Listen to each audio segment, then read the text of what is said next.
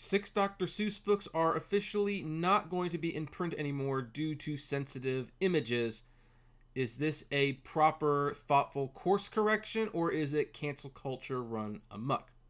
Hey everyone, this is Kevin, your failed journalist, and I didn't think I was going to be talking about a sensitive topic so soon after the Allen v. Farrow video, which I've gotten some very interesting feedback on, and thank you all for actually chiming in on that one. It took a lot of time to make that video, and I appreciate that you guys are watching it. This video, I don't know how long it's going to be. I don't know if it's going to require a lot of edits or stuff. I'm going to try to do this one as thoughtful but as honest as possible. So I want to try to keep the edits to a minimum. Now, this whole situation started, you must know, out of a decision from a Virginia school to de-emphasize the importance or discourage the reading of Dr. Seuss books. There was obviously something trending on Twitter that the Virginia school board of this school had looked into some research about some harmful images that were in Dr. Seuss books that were, well, there's no way to get around it. They were frankly racist and hurtful and just downright mean-spirited. And the story was a little mixed when it first came up. It first was reported that this Virginia school was, banning Dr. Seuss books. And Joe Biden, when he discussed National Reading Day, like whatever it's called, this is a week that encourages kids to read, and it was, sold and launched on Dr. Seuss books. This was a week where teachers and, professors and all these people in higher education years ago, they wanted to create a week that would encourage kids to read, and they used Dr. Seuss books as the launching point. Heck, the week even starts on the birthday of Dr. Seuss himself, Theodore Seuss Gizzle. Now, in the past, George W. Bush has, thanked, Dr. Seuss and praised his works on the start of this week. Barack Obama did something very similar. Joe Biden did not do that this year. And we got a story that a Virginia school was banning the Dr. Seuss books. Now, it turns out that was not the case that happened. The Virginia school books were not being removed. They were not taking Dr. Seuss off the shelves. They were just de-emphasizing him. Keep in mind, this is a nationwide event that was inspired primarily because of how Dr. Seuss books inspire kids to read. And Dr. Seuss books are a very logical place for kids to start their reading. Kids are greatly helped to learn to read by rhymes, and Dr. Seuss had the most imaginative rhymes, the most wonderful rhymes. He had great characters. His books have high morals for the most part, at least his children's books do. But it should be noted that Dr. Seuss is a product of his time, and the news that Dr. Seuss books would be de-emphasized, and even the potential that they would be banned definitely was enough to get people very, very concerned and hurt. It actually inspired conflicting articles like this one from Yahoo Entertainment that says, "I do not like erasing art. I do not think it's wise or smart." It rolls right off your tongue, doesn't it? It also inspired articles like this: "The time is right to cancel Dr. Seuss's racist books." Now, before we even begin on the books themselves, we have to ask, well, what is the problem? Because you think about the Dr. Seuss books, it's like, oh, Cat in the Hat, the Lorax, the Grinch. Okay, the Jim Carrey Grinch is kind of mean-spirited, but that's the Hollywoodized version. The book itself, the Grinch is, kind of a weird-looking creature, but at the end of the day, an affectionate one who learns that the spirit of Christmas, comes from deep in here, and the love for one another, not the presents and things. It's actually, it's actually kind of interesting. I remember my pastor from when I was a kid using that book as an example of, this is what true Christianity looks like. The world will tell you that Christianity is about the buildings and stuff like that, and it can be taken away, but if he's in your heart, no Grinch can take it away. I mean, and even if you don't believe in religion, you can use that analogy for any number of things. So, these are books with good morals and good drawings, and for many people, they're some of the first books people read when they're kids. And in fact, Dr. Seuss books, when an adult is learning to read, are usually some of the first books that are given to adults who have never learned to read, because the rhyming and the language is simplistic, but it's poetic. And so what are people objecting to in that circumstance? Well, they're objecting to a couple primary things. The first is that Theodore Seuss Gizzle was also a political cartoonist writing World War II propaganda. During World War II, obviously, and you have comics like this, Waiting for the Signal from Home, Honorable Fifth Column, and as you can see, these are extremely offensive images. This was basically suggesting that the Japanese from the country were waiting for signals from Japan in California, and this was Dr. Seuss's reasoning for supporting the Japanese concentration camps. So, that's unfortunate. There's also things like this. What have you done today to help save your country from them? Now, of course, the context of this is, what are you doing to prevent these, men who are trying to take over America and destroy the world? What have you done to help save your country? Nonetheless, as you can see, this is a very racist caricature, and this is no better. I think people are okay with Hitler being caricatured like this, but they have a much bigger issue. And keep in mind, this is propaganda. It came from a very specific time. This was very common. Warner Brothers cartoons had this stuff. Popeye cartoons had this. Disney cartoons animated the Japanese this way. One of the ways that you overcome fear or disgust or hate of something is you make fun of it. You take the power away. You belittle it. You make fun of it, and then you feel powerful. That is actually one of the reasons why bullying is so common with people. They feel threatened by someone or something, and they bully and they belittle. I'm not saying it's right, by the way, but this was the thinking of the time period. So in context, that makes sense. In context, the next couple also make sense, but they're far more offensive. He also drew pictures like this, and by the way, you can even see like a little Horton elephant there, and it says, "Wife on vacation, King? Vacation nothing. Nice girl, but I simply had to swap her in for this flit gun." So yeah, that happened. And this one's Arab. "Oh Allah, send a generous shower of rain to quench our sun-baked thirst." Traveler. "Yeah, and how about a shower of flit to quench these damn mosquitoes?"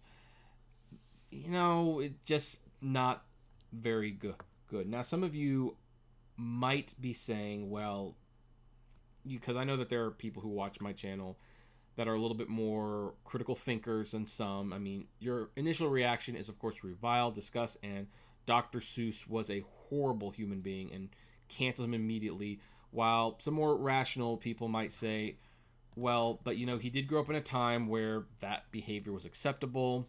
He probably did have points of view that in 1934 through 1950 whatever that were not okay by today's standards, but that doesn't affect the children's books, right? Unfortunately, that's not entirely true. Here is a 2-page spread from Dr. Seuss's first children's book.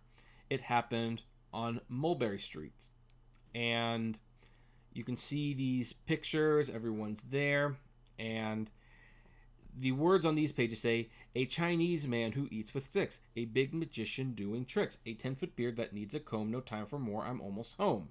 Again, rolls right off your tongue, but look at that. Little stereotypical Chinese man, just... And then there's other books that have negative Asian depictions because Dr. Seuss was very much against Asian people. He even, again, he supported the Japanese concentration camps. He even called them Japs. He also, by the way, drew a picture about naked women and horses. Interestingly, this is not being discussed much, probably because this book was A, written for adults, and B, is so obscure that most of the Twitterverse don't even realize it exists. So images like that started circulating on Twitter because it's common knowledge that this day that celebrates and encourages children across the nation to read was dedicated and inspired by Dr. Seuss. It takes place on his birthday, as mentioned before. But this time, Joe Biden didn't mention him. Twitter got all in a frenzy. And people started saying that Dr. Seuss was a horrible person and that he should be canceled. And as a result, it kind of worked, if you really want to get down to it. But this is where people are starting to split a little bit. So this article from the AP says 6 Dr. Seuss books won't be published for racist images. Keep in mind, these are books that have been in circulation for years and years and years. People have been able to buy them for decades, but they will not be published anymore. So this is a very brief article, so we can read the whole thing. But it says 6 Dr. Seuss books, including And to Think I Saw on Mulberry Street, this thing, and If I Ran a Zoo, will stop being published because of racist and insensitive imagery, the business that preserves and protects the author's legacy said Tuesday. Quote, these books portray people in ways that are hurtful and wrong, Dr. Seuss Enterprises told the Associated Press in a statement that coincided with the late author and illustrator's birthday. Ceasing sales of these books is only part of our commitment and our broader plan to ensure Dr. Seuss Enterprises catalog represents and supports all communities and families, it said. The other books affected are McElligot's Pull, On Beyond Zebra, Scrambled Egg Super, and The Cat's Quizzer. The decision to cease publication and sales of the books was made last year after months of discussion, the company, which was founded by the Seuss's family, told AP. Dr. Seuss Enterprises listened and took feedback from our audience, including teachers, academics, and specialists in the field as part of our review process. We then worked with a panel of experts, including educators, to review our catalog of titles. Now people are saying right now, like, okay, so you see, there you go. It's definitive proof. The Dr. Seuss Enterprises, these books are not canceled. They're not burned. They just simply decided to cease publishing them. They found controversial aspects in the books, and they decided a year ago, long before this was even a thing, that they were going to discontinue the books. Well, first of all, I call BS on that one. First of all, this was not an issue a year ago. This was not national news a year ago, and there was no announcement a year ago. If this was something that Dr. Seuss Enterprises really felt strongly about a year ago, we would have heard about these books not being published a year ago. The fact that we're hearing about them today in the midst of a controversy is them saying, well, hey, we're not going to publish these books anymore because they have, these bad images in them. But, we made the decision a year ago. No, you didn't make them a year ago. You made them a day ago. That's what happened. You are responding to the outrage mob. Now, that said, do I disagree with the books being unpublished? Because these are written for children, and you don't want to be, reading to children books that have deliberate racist imagery, right? And my response is yes, I'm absolutely against them not publishing those books anymore. And here's the other thing, they could have kept publishing the books, but without actually selling them to children. So it's interesting how they're like talking to teachers, academics, and specialists, and who knows what that means exactly. That could be a whole spectrum of things about what to do with these books, because I think most real teachers would say, no, you don't ban books, you don't stop publishing books, you don't say this book will never be read again. There are reasons that this is not a good idea. There are huge reasons why book burning, and this is essentially what it is. This is like a modern day version of book burning. You're not literally burning the books, but you are making the choice for someone else not to read them and saying, we will no longer make it available. And we'll talk about why that's such a big deal in a little bit. But I think if they really consulted people, these academics and stuff, they would have said, well, look, I think it probably would be a good idea to de-emphasize reading these to children because they do have some problematic images. You should probably take them out of the children's section as well. Put them in the art section or something like that. And maybe like these, specifically since these 6 books were a problem and a product of their time, okay, put them together in a collection that doubles as a history book. The books are there, but there's also long swaths of information about where Dr. Seuss was personally at the time he wrote these, what the world was like, what these images meant to people.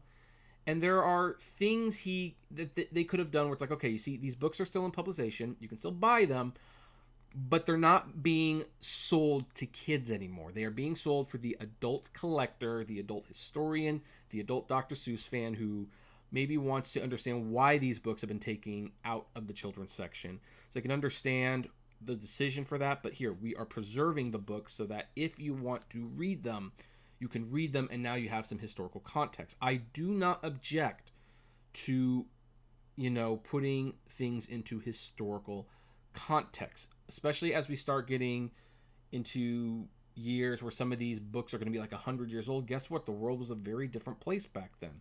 Attitudes were very, very different back then. And you just need to accept that some of these old books, they don't hold up the way they were intended. Uncle Tom's Cabin is a great example. Uncle Tom's Cabin is actually an anti-racist book. In fact, that book was instrumental to educating people on why racism was wrong. That book did a lot of good things for the African American community. The problem is it stereotyped. It overly simplified the main character, where even though he was a good guy, like, it planted an image in people's mind that this is how black people were supposed to act and talk, and even though that's not what the author intended, the author's intention was very much in the right place. His heart was, with these people who he felt were getting a raw deal. Now the book is considered very problematic. And that's now Uncle Tom's Cabin, which was once, held up as like a book that was against racism, is now a book that's held up for stereotyping. That's just kind of how things work sometimes. So, that's just, so I wouldn't mind if they had to do something similar where they had to put these books into context, but they're not doing that. They are simply removing the books. That's what they're doing. And you know how important it is to not burn books, to not ban books? It's so important that people have actually written books about not burning books. By the way, this is what it's fun. I don't want to use the N word, if you will, but this is what Yahtzees did. Like literal, actual Yahtzees burned books. And you had authors like Ray Bradbury looking at this and saying, you can't do that. You start burning books, you start destroying history, you start destroying culture. And yeah, now we're getting to the point where some of these older writings are problematic, but again, that's part of our history, that's part of our culture. Unless it is there for us to learn from, we will repeat that mistake. And by the way, I also love, this is what I was looking for, Heinrich Heine had a very bit interesting quote. Wherever they burn books, they will also, in the end, burn human beings. That's just how it works. Now, let's take a step away from the book burning, the book banning thing, because there's going to be like a bigger question that, some of the people who are in favor of this, of removing the Dr. Seuss books, like, well, here's the thing. Dr. Seuss was clearly a horrible, horrible human being. I mean, just look at this. Look at this. Like, why would you want to support the works of a man who was very, very clearly racist. He was clearly racist. Like, I don't want to support this guy. This guy was a scumbag. But that's also to remove what he learned. Like, Horton Hears a Who. Probably have heard of this one. If you haven't read the book, you've probably at the very least seen the animated film, also starring Jim Carrey, now I think about it.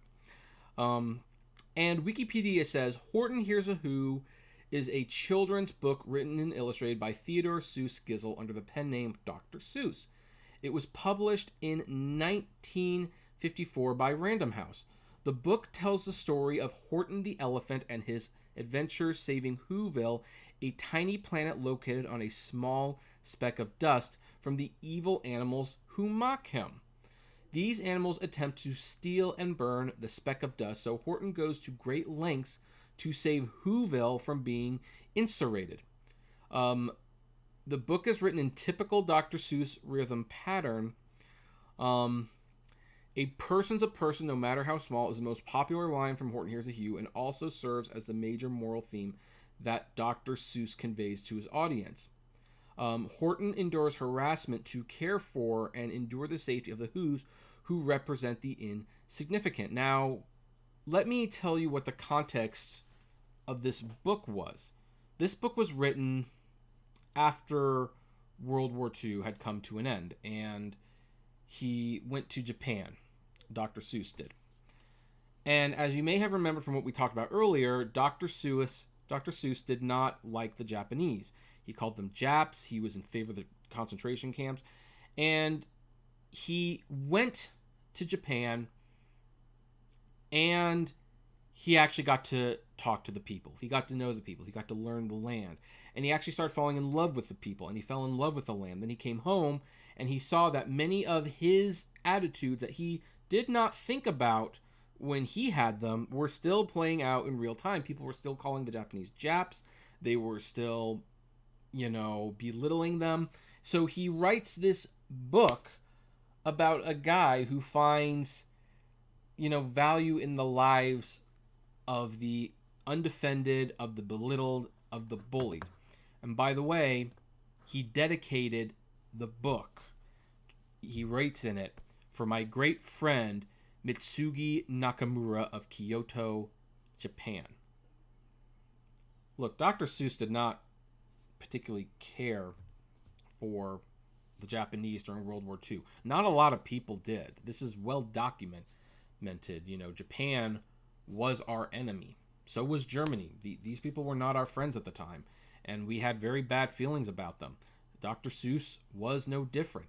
And yet, the Dr. Seuss who felt like this and felt like this goes to Japan, has an experience, realizes he was wrong, writes this, and then dedicates it to a Mitsugi Nakamura, a man that he probably would have no sooner spit on, just a few years prior, who he now not only dedicates a book to, but he says, my great friend. Like, this is clearly a man who changed his heart. His heart was moved. His heart changed. He felt very differently about the scenario. Are we to ignore this progress? Yes. Obviously, this is a problem. And maybe you don't want to be reading this to kids anymore. But here's the thing. People have basically said they don't want to read any of his books anymore. Like, they have no value because he used to do things like this. But he also did things like this somewhere down the line. He changed as a human being. And when you don't put these books into context, when you don't explain to people why they are still being printed, but why we are no longer reading them to kids per se, we need to talk about this. We need to understand that, hey, look, Dr. Seuss was a flawed human being. He had these terrible feelings, yes, but he overcame them. And he, by the way, even publicly regretted many of the things that he would write and say about people later on. And but you know what this does? By banning these books, you don't keep the conversation going. The conversation halts. We can't talk about this. It does, however, raise the price of the books on eBay. Now, if you want to get a copy of And to Think I Saw on Mulberry Street, look, it's just like super, super expensive. That says $10, but I can almost guarantee you that, it's already at $2.22. So, yeah, this isn't actually going to accomplish anything. You've just made it forbidden fruit for racists now. So, you need to leave the books in print. Maybe you print them differently than they used to, but you keep them in print. You keep the conversation going. We learn. We find out that, hey, Dr. Seuss, I mean, he did he did write this. He did draw this. He did this. We definitely forget about this. But he also did this. Oh, sorry, wrong one. He did Horton Hears a Who. He did the Grinch, and he did the Lorax. Now, I do have the Cat in the Hat up for a reason. Like, he did this. Because the Cat in the Hat, for many people, is everyone's first book that they've read, that they can read on their own. Because the Cat in the Hat has a very simplistic language, very simple words. But here's the thing. The Cat in the Hat is also problematic. Now, I didn't know this, but apparently the cat himself was based off black minstrel shows, as well as a black lady who ran the elevator at Dr. Seuss's place of employment. So the cat is apparently based on black people. Now,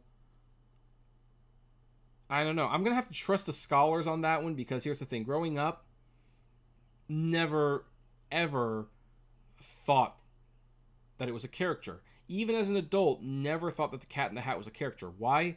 Because, frankly, there are black cats around, and it's not like the cat speaks in a stereotypical accent. It's not like he has mannerisms of a stereotypical black person. At least none of the black people I know. There's nothing stereotypical about the Cat in the Hat. The Cat in the Hat is the Cat in the Hat. Now, maybe it was based off a racist character. I don't know. But I've never noticed this, and no kid has ever noticed it either. But here's the thing. If they're going to ban the other books, why aren't they banning The Cat in the Hat, which apparently has roots in some pretty ugly imagery? And the answer is pretty simple. It's because The Cat in the Hat is popular.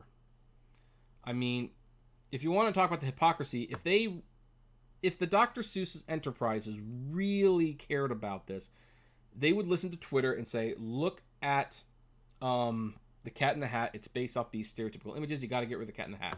Instead, they chose to get rid of And to Think That I Saw on Mulberry Street, If I Ran a Zoo, On Beyond Zebra, McElgott's Pool, Scrambled Egg Super, The Cat Squizzer. These are the lesser known Dr. Seuss books. These are ones that A, have more obvious imagery, but also they're not nearly as offensive. So that's kind of where the book publisher is. They're not willing to get rid of their golden cat. And by the way, there's an animated movie, The Cat in the Hat, coming as well. And here's the thing. As people have been pointing out, one of the reasons people love Dr. Seuss books, aside from the fact that they can read them, are the good morals. Horton Hears a Who talks about not bullying and belittling people, that everyone has value. The Cat in the Hat tells people that, hey, you can have a little bit of fun, it's nice, but there's a time to take responsibility. Yertle the Turtle warns about the dangers of putting one person into power who might not have your best interests at heart. Heck, there is even a book where there's these like little bird creatures, and I forget exactly what it was. I'm sure you'll mention it in the comments below, where there's like these birds, and some of them have stars on their stomachs and some of them do not. And of course, they hate one another. But the moral at the end of the story is that, hey, you know what? Whether they have a star or not, there's really no difference between them. That's just an aesthetic difference. They can still be friends. And, that doesn't sound like the work of someone who is still racist years later. By the way, this was also written after World War II. And I think people are very upset about this because, a lot of people's good morals came from Dr. Seuss books. They read these books and they're like, yeah, we understand the moral of the Lorax. It's that, we need to take care of our earth. And also you need to stand up to certain things, because unless someone like you cares a whole awful lot, nothing's going to get better. It's just not. And then the sad thing is, it's even like, it's spreading. Like now we're even talking about other things. Like Mary Margaret Alohan, verified Twitter users, shared this section from an article where people were discussing other problematic children's books. Like in the 2007 book "Should We Burn Babar?", the author and educator Herbert R. Cole contended that the Babar the Elephant books were celebrations of colonialism because of how the title character leaves the jungle and later returns to civilize his fellow animals. It's an elephant. Not that I have like a whole lot of love for the Babar books. I didn't read too many of them as a kid, but they're elephants. One of the books, Babar's Travels, was removed from the shelves of a British library in 2012 because of its alleged stereotypes of Africans. Critics have also faulted the Curious George books for their premise of a white man bringing home a monkey from Africa. Oh, for God's sakes, it's Curious George. The reason the man in the yellow hat brings him home is because Curious George sneaks onto the boat and the man in the yellow hat doesn't know what to do with him, so he just keeps him as a pet. And then of course there's Little House of Prairie. Now that's of course getting into a whole other thing, but look, I'm genuinely concerned about this. Dr. Seuss is one of the greatest authors of all time. I'm not going to stand down from that. And by the way, coincidentally, some of his books have also made some of the greatest television specials of all time, especially those directed by Chuck Jones, a legendary animator. But to be unpublishing books and to be canceling Dr. Seuss is wrong. Now, some people are saying this is not cancel culture. This is consequences for your actions. Again, this man's been dead for a long time. He's been dead for a long time. And clearly, when you read his works and you read what he said, he had very different feelings about things years later than he did now. But hey, any fault of a human being is a good excuse to get rid of his works, to cancel him. And look, I know that the Dr. Seuss Enterprises said that, hey, we consulted with people and we're not burning his books, we're just unpublishing them. But the thing is, you are still making a statement that people should not read them regardless, when there are mature, thoughtful ways you can continue to present the books. Heck, even if you don't want to do a, general, like this big collector's book where you put everything into historical context, I'm sure you can add a page to each book explaining that this was made during this year and Dr. Seuss's views were wrong then, and that he came to regret those views, and that we are continuing to publish the book for historical purposes. And you can take the books out of the children's section and put them somewhere else. That's not censorship. But to say that, hey, we're going to ban the books. And again, people on Twitter, they don't want to just go with like the offensive imagery. They want to get rid of all of it. They want to completely change the reading curriculum. Now, I'm not saying that there's not good children's books aside from Dr. Seuss that kids can read. There is. There absolutely is. But Dr. Seuss books have been shared because of the good morals, because of the high quality and wonderful imagination, and because it makes reading fun and to a certain extent easy. Dr. Seuss rhymes were brilliant and it helped so many people, kids and adults, learn to read, that the fact that we want to distance the good that has come from this man's work is frankly a little offensive to me. So there's my opinions on all of that. I know it's a little bit of a jumbled mess, but I do like to know what you think about this. Are you going to be getting rid of your Dr. Seuss books? What do you think of them basically banning 6 Dr. Seuss books? And I know some people say they did it by choice. You know what? They did it because people are upset. That's why they did it. But I would like to know what you think. Comment below, like, favorite, share, subscribe, and as always, flame responsibly. Have a good one.